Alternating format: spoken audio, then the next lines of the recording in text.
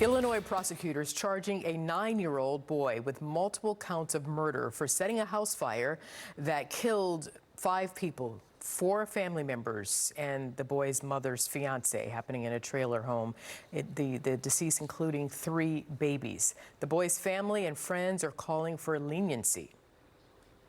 Some children, even some adults today, had things happen when they were younger. They grew out of it, somebody nurtured them, and they have a very prosperous, productive adulthood now. So I believe they deserve a chance.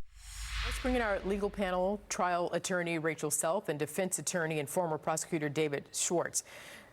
Rachel, I'm going to start with you. Is this charge too steep for a 9-year-old, or is it a justifiable charge? And then what's the defense argument? How it's going to play out in court, and will this be tried in court? And David, then I'll let you answer all of those as well. Rachel? This case is absolutely, thank you so much, Arthel. This case is absolutely horrifying, a straight-up tragedy, and very, very disturbing. However, charging this child with 5 counts of murder is broad overreach.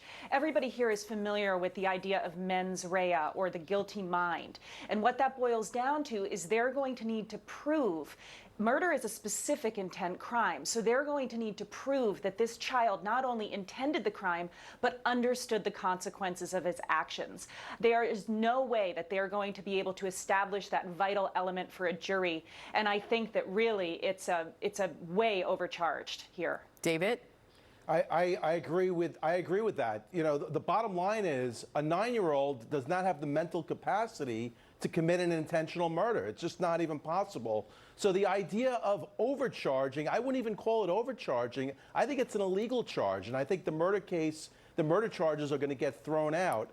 Bottom line is this child is not going to go to jail, so it's not like he's being tried as an adult. He's going to be tried as a juvenile, and the top sentence really is probation.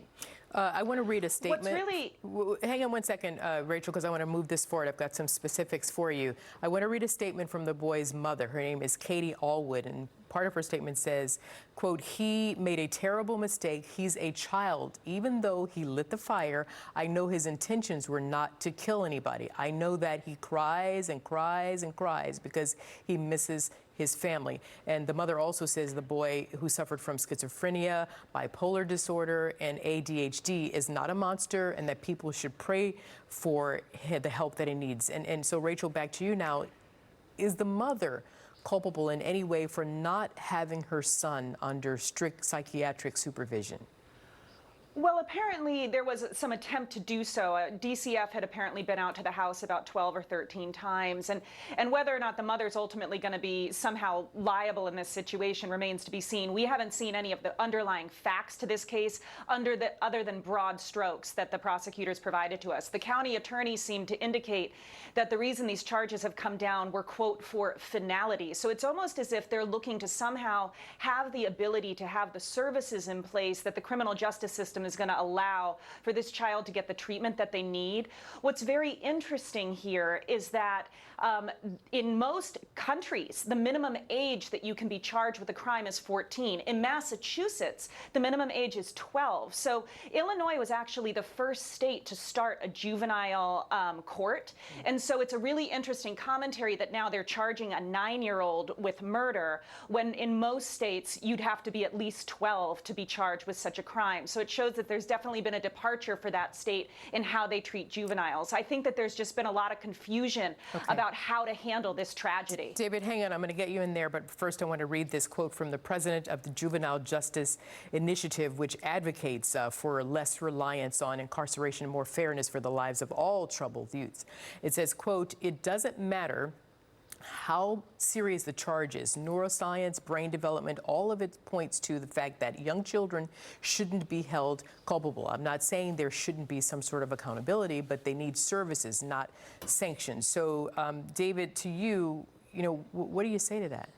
Well, I think there's a distinction between intentional crimes and negligent crimes and reckless crimes. You know, in Illinois, a 6-year-old could be charged. So anyone between the ages of 6 and 18 could be charged as a juvenile. But when we're talking about an intentional murder, it's inconceivable that a 9-year-old could form the intent needed to commit a murder. Now, what the mother was saying about didn't intend to commit murder. If you intend to commit an arson, that's not a defense. So if you intend to commit an arson and a homicide takes place, that's good enough for arson murder. I have to leave it there. I'm wondering if the 28-year-old mother is going to get the mental care assistance that she's going to need in this case, but we have to leave it there. Yeah, it's very sad. It's very sad. Tragic. David Schwartz, Rachel Self, thank you both very much. Thank you. Eric. Well, meanwhile,